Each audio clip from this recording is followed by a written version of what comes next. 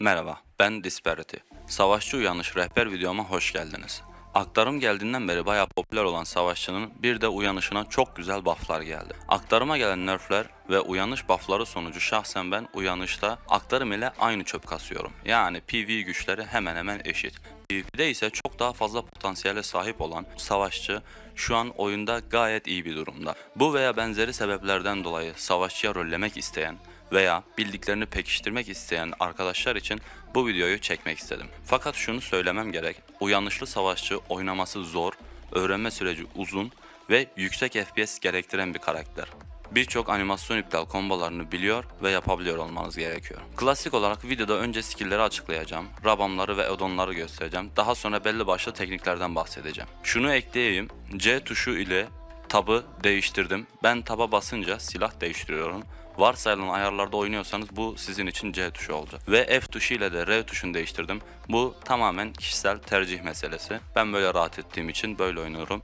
Uyanış öncesinde açacağınız ve gerektiğinde kullanacağınız skill'lerden bahsedeyim. Ağır saldırıyı kullanmıyoruz ve kitliyoruz. Meditasyonu kullanmıyoruz. Düz tekmeyi kullanmıyoruz ve kitliyoruz. Çift tekmeyi ise ultiye kadar kesinlikle açıyoruz. Bazı skill'lerde şunu göreceksiniz. Ulti. Bu ulti bu skill'le çoğu skill'in animasyonunu iptal edebiliriz anlamına geliyor. Bu yüzden çoğu ulti skill'ini animasyon iptali için açıyor olacağız. Mutlağını şimdilik açmıyoruz. Skill fazla olursa belki açabilirsiniz. Çünkü sadece hasarı artıyor ve biz bunu hasardan çok animasyon iptali ve geçişi için kullanıyoruz. Süper zırh ve yukma uyguluyor. Kaçınmayı kilitliyoruz. Delici mızrağı kesinlikle açıyoruz. Uzaktan rakipleri yoklamak için, CC denemek için kullanıyoruz. Hasarına çok ihtiyacımız yok. O yüzden mutlağını açmasanız da olur. Skill point artarsa belki açabilirsiniz. Öfke saldırısını açmıyoruz. Gün batımı yarasını DP buff'ı almak için kullanıyoruz. Mutlağını açarsanız sadece hasarı artıyor. Hasarı fena değil.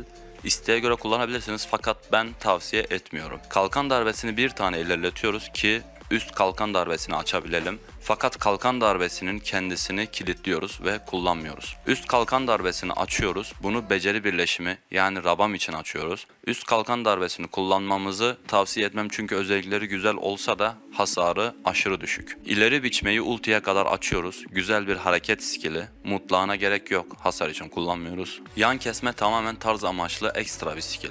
Başlangıçta açmanızı önermem. Skill point'iniz çoksa bunu açıp bununla bazı tarz amaçlı kombolar yapabilirsiniz. Kontrayı sadece yere düşürmesi için kullanıyoruz. Hasarına gerek yok. Ve bir duyum aldım. Bunun ikinci kademesini açmazsanız çalışmıyormuş, ne olur ne olmaz diye açtım, siz de açın derim. Döner biçme komboları savaşçının imza combo skillidir. Açmasanız da olur ama bence bunu açmadan savaşçı oynamayın. Fullliyoruz bunu, sadece havada biçmeyi açmıyoruz. Grab. Sadece ikincisini açıyoruz. Diğerlerine gerek yok. Sadece hasarı artıyor. Skill point'iniz olursa açarsınız. Gard'ı fullliyoruz. Kalkan kontrayı açmıyoruz. Kalkan hücumu açıp fullliyoruz. Fakat şu aradaki kalkan itişini açmıyoruz. Ona dikkat edin. Ağır biçmeyi açmıyoruz. Derin baskı tercih meselesi. Ekstra combo skill'lerinden biri. İsterseniz açabilirsiniz. Ben skill point'im olmadığından açmıyorum. Ağır süngüyü açıyoruz ve fullliyoruz. Fakat bununla kimseye çarpmadığınıza emin olun. Çünkü çarparsanız saçma bir animasyona giriyor ve korumasız kalıyorsunuz. Hasarı da çöp.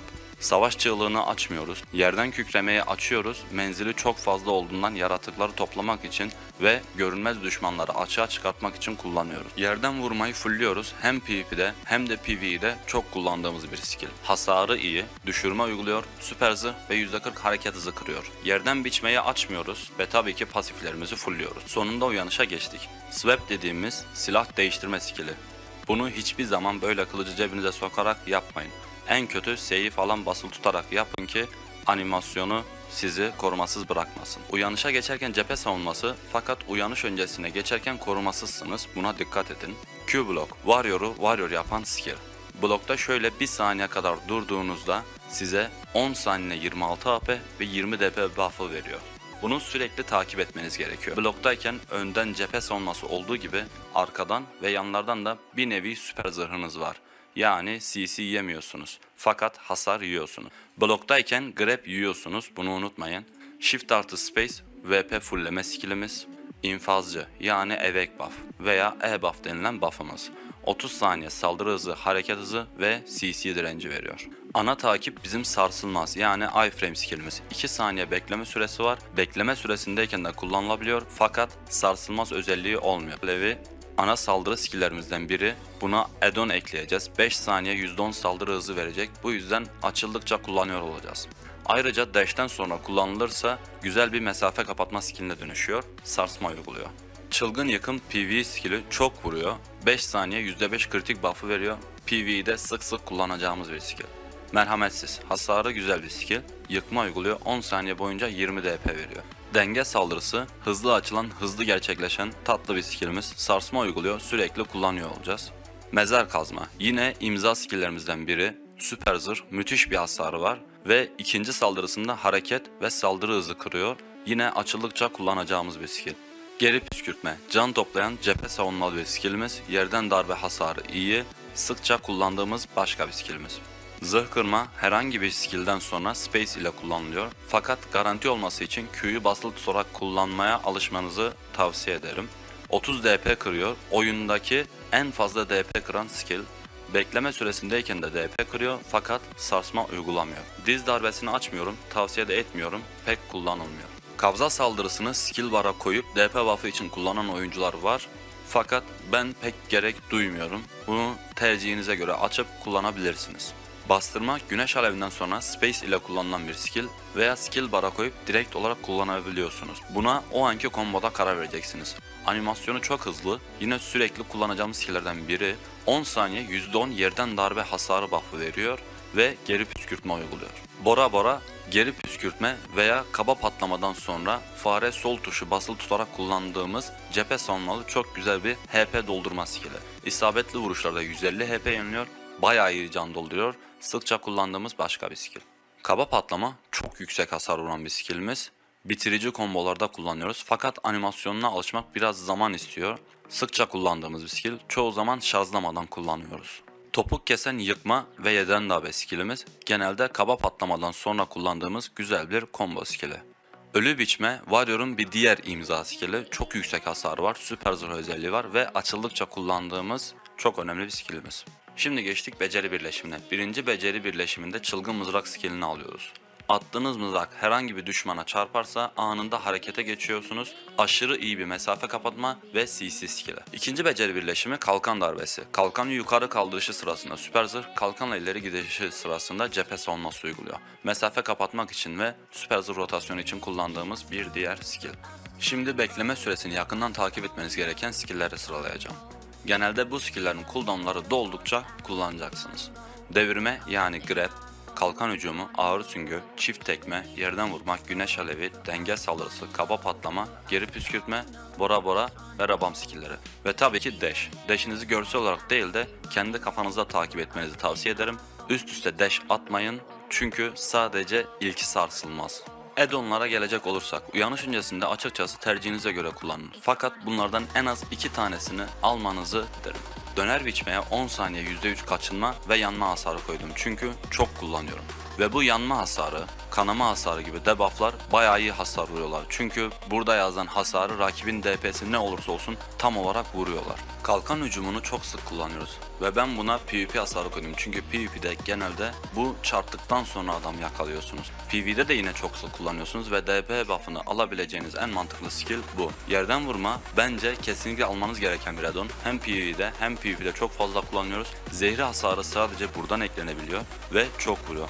İkinci olarak hareket hızı aldım çünkü Warrior için bulunmaz bir nimet.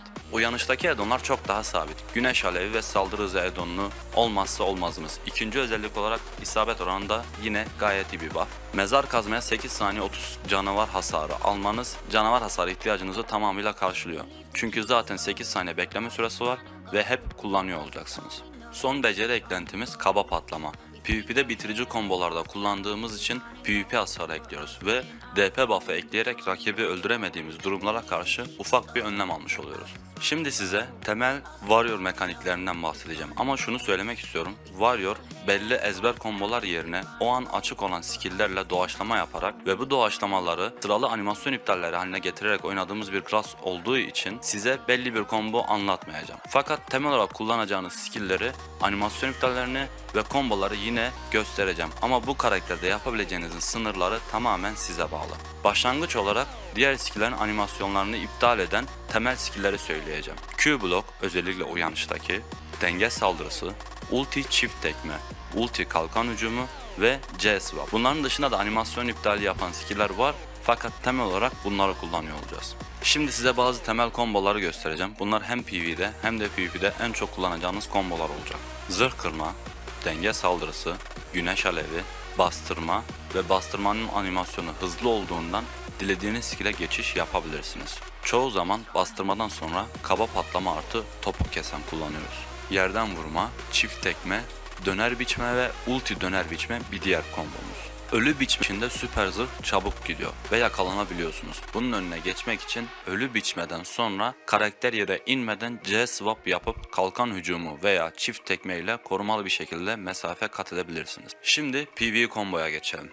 Yaratıkları yerden kükreme ile topladıktan sonra Q bloğunda hem buff alıp hem de yaratıkların iç içe girmesini bekliyoruz. Yaratıklar gelince zırh kırma, denge saldırısı, güneş alevi, bastırma kombosunu yapıyoruz. Böylece 10 saniye yaratıkların DP'si kırılıyor ve üstümüzde saldırı hızı ve yerden darbe buffları oluyor. Sonrasında mezar kazma ile yüksek hasar vurup canavarlara karşı AP alıyoruz. Sonra çılgın yıkım ile yüksek hasar vurup kritik hasar buff'ı alıyoruz. Son olarak tüm buff'lar üzerimizdeyken ölü biçme ile yaratıkların ölülerini dirilerini biçiyoruz. Ki bundan sonraki kullanacağımız skill'ler devir daim eden ve araya sıkıştırdığımız skill'lerden ibaret olacaktır.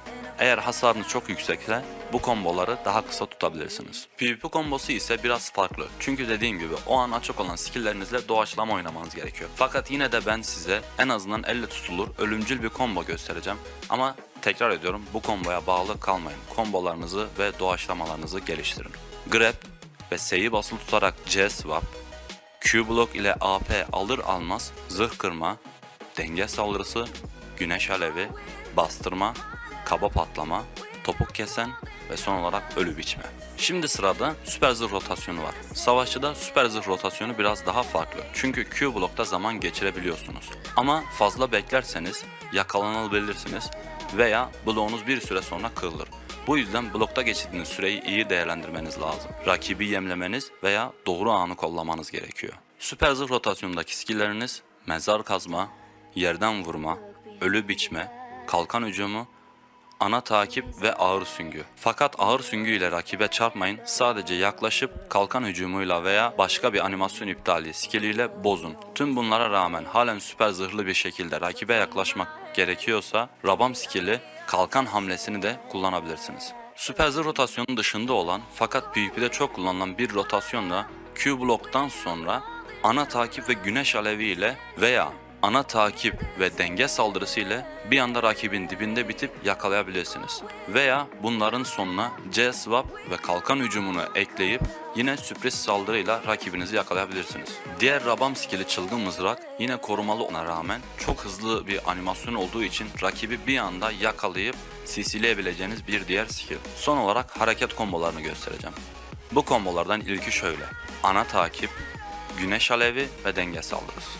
Diğer kombomuz ise kalkan hücumundan hemen sonra kullanacağımız kontranın animasyonu hızlı gerçekleşecektir. Bu hızlı kontradan sonra kasırga biçme ve çift tekme. Bir diğer combo ileri biçmenin animasyon iptali olacak. O da şöyle: W ve Q'yu basılı tutup fare sol kliğe tek tek tıklayacaksınız.